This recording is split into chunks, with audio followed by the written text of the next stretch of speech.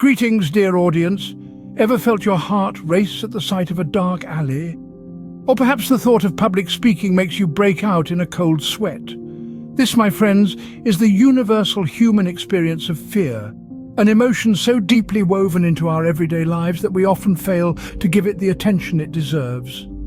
Fear, in its many forms and shades, is a constant companion, sometimes subtle, other times glaringly obvious. Today we're going to embark on a journey to unravel the mysteries of this primal emotion. We'll delve into the science behind fear, explore its evolutionary roots, and understand its psychological aspects. We'll also shed light on the many types of fears and phobias, and discuss how we can manage and even conquer these fears. So buckle up as we dive deep into the fascinating world of fear. Fear, a primal emotion, a response to perceived threats. Imagine the adrenaline coursing through your veins, your heart pounding in your chest, the sense of impending danger. That's fear. It's a fundamental part of our existence, etched deep within our psyche, ingrained into our very biological makeup. It's not just about being scared of spiders or heights. Fear is much more complex and intricate than that. It could be the fear of failure, the fear of rejection, or even the fear of fear itself. It's what keeps us awake at night, and what drives us to push beyond our comfort zones during the day. Why is understanding fear so important, you ask? Well, fear is a key driver of human behavior. It influences our decisions, shapes our perceptions, and even defines our interpersonal relationships. It's a powerful force that can either hold us back or propel us forward. Understanding fear, therefore, is a key to unlocking the mysteries of human behavior. Fear is not just a feeling, it's a survival mechanism.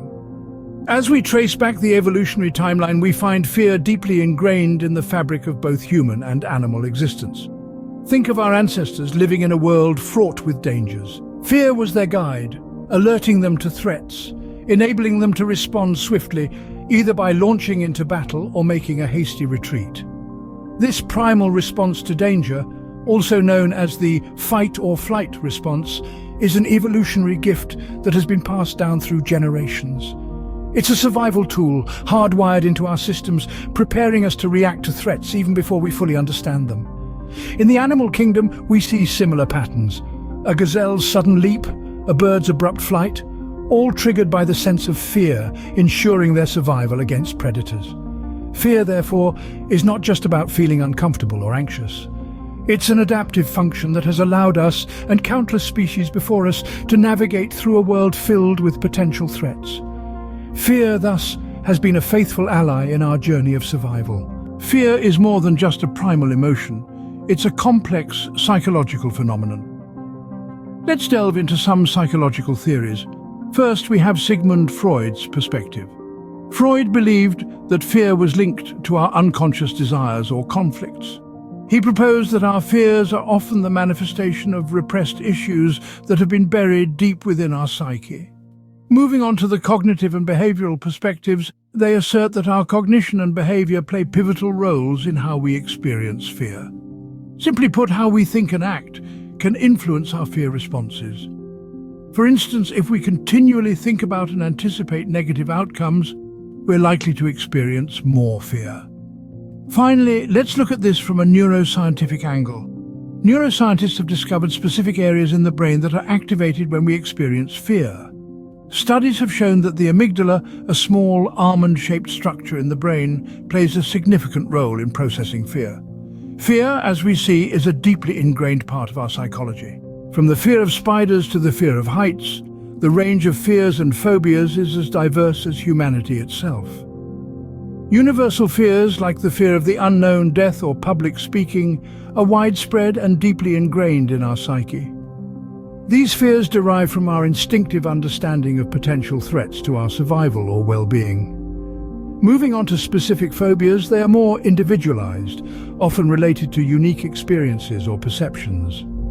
For instance, arachnophobia, the fear of spiders, or acrophobia, the fear of heights, can have a profound impact on a person's life, restricting their activities and causing significant distress. In some cases, these fears can evolve into generalized anxiety disorders. This is a more pervasive and chronic form of fear, where individuals persistently worry about a wide range of things, even when there's little or no reason to worry. These fears can be debilitating, affecting every aspect of a person's life. Fears and phobias, though varied, are a universal part of the human experience. While fear can be overwhelming, it's not unconquerable. There are effective coping mechanisms that can help us manage and even overcome our fears. One of these is exposure therapy. This approach involves gradual and repeated exposure to the source of your fear. Over time, this can lead to a decrease in fear responses, allowing you to cope better in the presence of what used to terrify you. Now let's talk about mindfulness. This strategy involves staying present and deeply engaged with what's happening around you without becoming overly reactive or overwhelmed by what's going on. It's a way of taming the beast of fear by simply acknowledging it without judgment. Finally, we have cognitive behavioral strategies.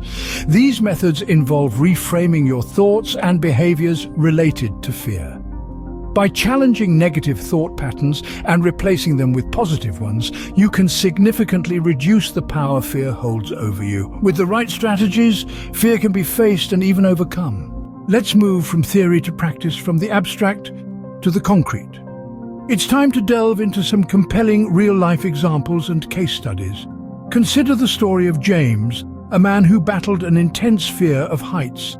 Through gradual exposure therapy, he was able to conquer his fear, even managing to hike to the summit of Mount Kilimanjaro. Then we have Sarah, whose fear of public speaking was crippling her career. By using cognitive behavioral techniques, she reframed her thoughts and behaviors, transforming her fear into a powerful tool for self-expression. Furthermore, a study by the University of Cambridge found that practicing mindfulness significantly reduced fear responses in participants. This was measured by observing a reduced activation in the amygdala, the brain's fear center, during exposure to fear-inducing stimuli. These examples showcase the remarkable human ability to face and conquer fear. As we reach the end of our exploration of fear, let's recap the main insights. We've journeyed from understanding fear as a primal emotion, through its evolutionary aspects and psychological theories, to the various types of fears and phobias. We've also delved into the coping mechanisms, including exposure therapy, mindfulness, and cognitive behavioral strategies. Through real-life examples and case studies, we've seen how individuals can face and conquer their fears. Remember, understanding fear is the first step to conquering it. We've journeyed through the fascinating world of fear, and we hope you found this exploration enlightening. Our voyage into the heart of what scares us, why it does, and how we can conquer it, may have sparked a flame of curiosity within you. If so, we warmly invite you to delve deeper, to subscribe, and to join us in future discussions. Thank you for your time, and remember, courage isn't the absence of fear, but the triumph over it.